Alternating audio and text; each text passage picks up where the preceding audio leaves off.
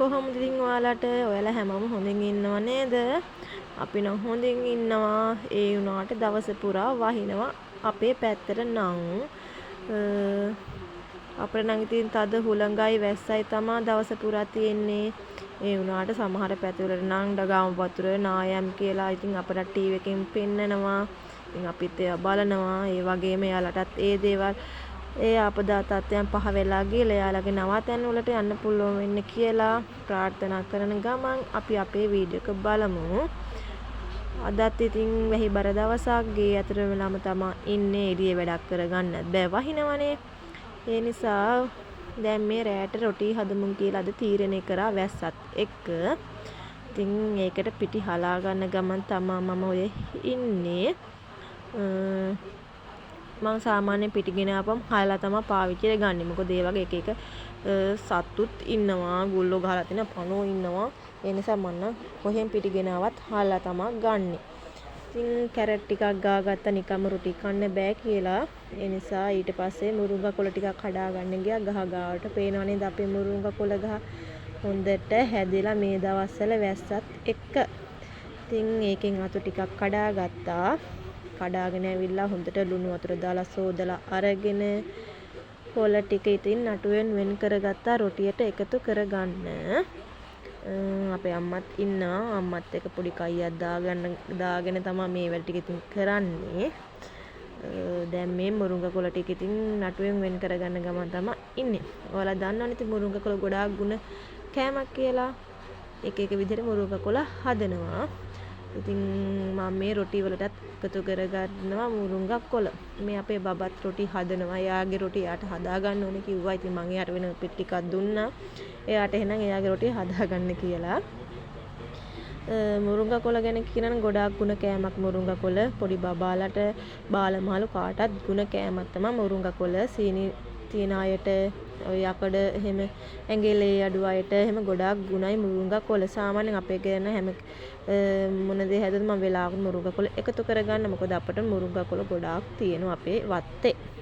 ඒ නිසා සාමාන්‍ය මම නම් බබාට එහෙම කෑම හදනකොට මුරුංගා කොළ අනිවාර්යෙන් එකතු කරගන්නවා. ඊට පස්සේ මට පොඩි අකරතැබ්බක් වුණා. ලුණු කුඩි ඉවරලා ගෙදර.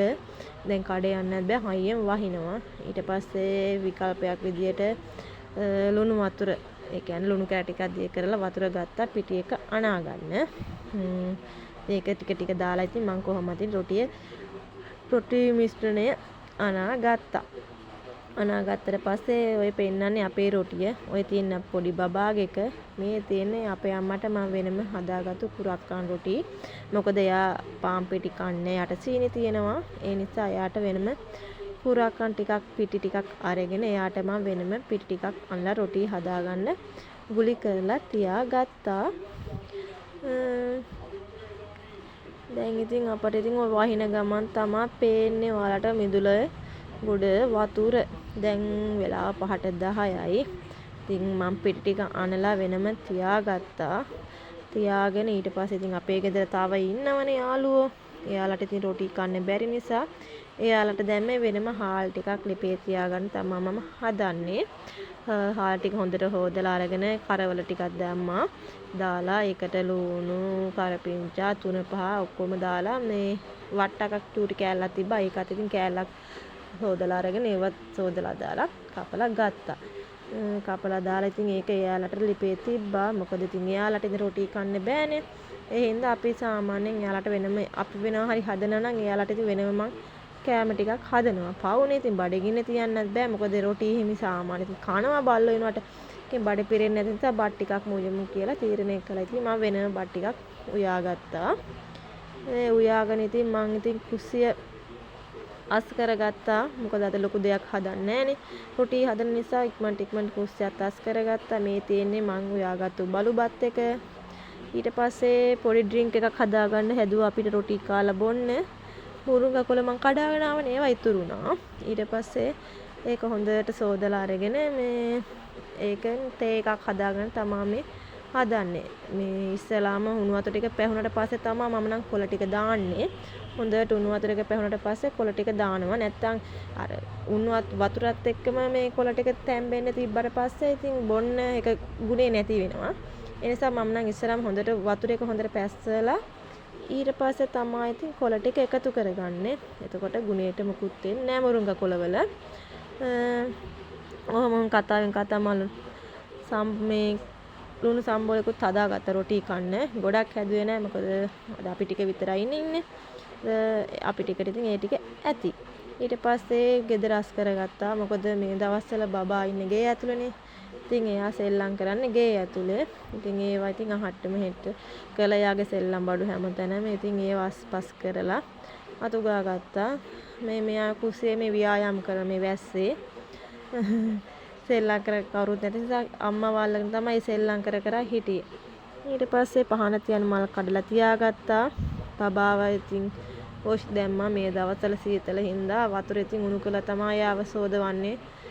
එයාවත් වොෂ් දාලා රොටි ටික හදන්න තමයි මම ඉතින් පටන් ගත්තේ. මේ අපේ ගෙදර පහන තියෙන තැන අපි එළියේ තමයි පහන තියන්නේ. මම නම් වොෂ් දාලා නැති නිසා අම්මා පහන තිබ්බා. මට එහෙම හිතෙන්නේ නැහැ වොෂ් දාන්න නැතුව පහන තියන්න. ඉතින් අම්මා කලින් සෝදගත්ත නිසා වොෂ් දාගත්ත නිසා එයා ඇවිල්ලා පහන තිබ්බා. එහෙනම් ඉතින් අපි දැන් රොටි හදමු. ඒක අර අල්ල තිබ්බට පස්සේ ටිකක් රසයි රොටිය. මොකද පිටි අනලා හොඳට තිබ්බා මේක ටිකක් අර පිම්බිලා වගේ එනවා. රසයි ඉතින්. එහෙම තමයි මම සාමාන්‍ය රොටි හදන්නේ පිටි කලින් අල්ලලා තියලා කන වෙලා වෙනකොට තමයි අපි රොටි හදලා ගන්නෙ. එහෙනම් බලන්නකෝ මම රොටි හදන විදිහ.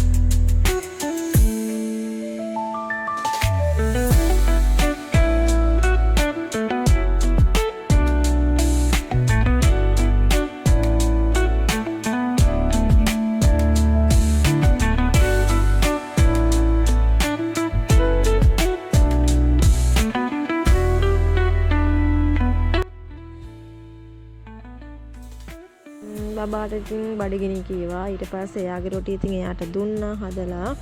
මේ තියෙන්නේ අපේ අම්මට හදපු රොටියක්. තව මම රොටි ටිකක් හදාගත්තා. එයාලා නම් ඉතින් උණුවෙන්ම කෑවා. ඔය තියෙන්නේ මට ඉතුරු වෙච්ච තමයි රොටි එකමාරයි ඉතින් මට ඉතුරුනේ.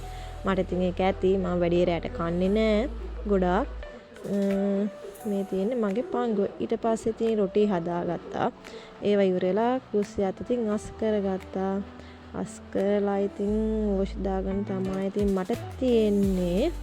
වොෂ් දාන්න යන්නත් අපි එළියට තමයි යන්න ඕනේ. මොකද මේ අපේ බාත්රූම් එකක් නැහැනේ. ඇතුලේ ඉතින් එළියෙන් තමයි සෝද ගන්න වෙන්නේ. වහිනවා ඉතින් කරන්න දෙයක් නැහැ. ඉතින් වොෂ් දාන්න යනද වොෂ් දාන්න ගියා. දැන් මේ පෙන්නන්නේ ඔයාලට මම වොෂ් දාගෙන ඇවිල්ලා කෑම කන්න තමයි හදන්නේ. එහෙනම් ඉතින් අපි කමු. ඔය තියෙන්නේ මම හදාගත්තු ලුණු සම්බෝලත් එක්ක රොටි. අම්මලා නම් කාලා යලා ටීවී බලනවා. ඉතින් දැන් මට තියෙන්නේ කන්න තමයි. රොටි කාලා ඉතින් මුරුංගත් ඒක බොන්න තමයි තියෙන්නේ. මෙයාලා නම් බීලා ඉන්නේ. මම අපේ බබාට ටිකක් දෙනවා. ගොඩාක් දෙන්නේ නැහැ ඉතින් එයාට. එයාගේ කෝප්පෙන් බාගෙරත් අඩුවෙන් තමයි ටිකක් දෙන්නේ. තේ හැඳි 3ක් 4ක් වගේ හිටින්නේ. එයාට ගොඩක් දෙන්නේ මේ තියෙන ඉතින් මගේ මුරුංගත් ඒක තමයි. ඔන්න ඔහම තමයි ඉතින් අද මගේ හවස් වරුව ගෙවුනේ. එහෙනම් මං ගිහින් එන්නම් හැමෝටම බුත් සරණයි පරිස්සමෙන් ඉන්න.